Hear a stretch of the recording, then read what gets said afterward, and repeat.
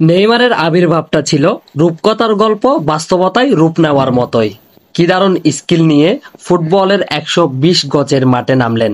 তাকে আটকাতে প্রতিপক্ষের অন্তত ৩ জন খেলোয়াড়কে ব্যস্ত সময় পার করতে হয়।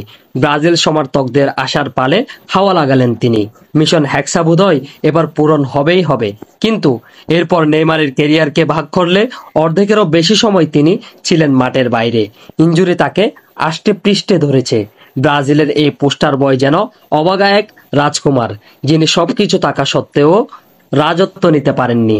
বিশ্বকাপের প্রস্তুতি ম্যাচে চোট পেয়ে গত বছরের অক্টোবর থেকে মাঠের বাইরে নেইমার। একই কারণে মৌসুমের বেশিরভাগ ম্যাচ দর্শক হয়ে থাকতে হয়েছে তাকে। পুরো মৌসুমে আল হিলালের হয়ে নেইমার খেলেছেন মাত্র 5 ম্যাচ, যেখানে সৌদি প্রো লিগের ম্যাচ ছিল 3টি। এটুকুতেই অবশ্য লিগ শিরোপা জয়ীদের তালিকায় উঠেছে তার নাম। তবে শিরোপা জয়ের চেয়ে নেইমার কবে মাঠে ফিরবেন তা নিয়ে তার ভক্ত সমর্থকদের যত কৌতূহল। ইতিমধ্যেই দক্ষিণ আমেরিকার শ্রেষ্ঠত্ব মঞ্চে কোপা আমেরিকা থেকে ছিটকে গেছেন নেইমার।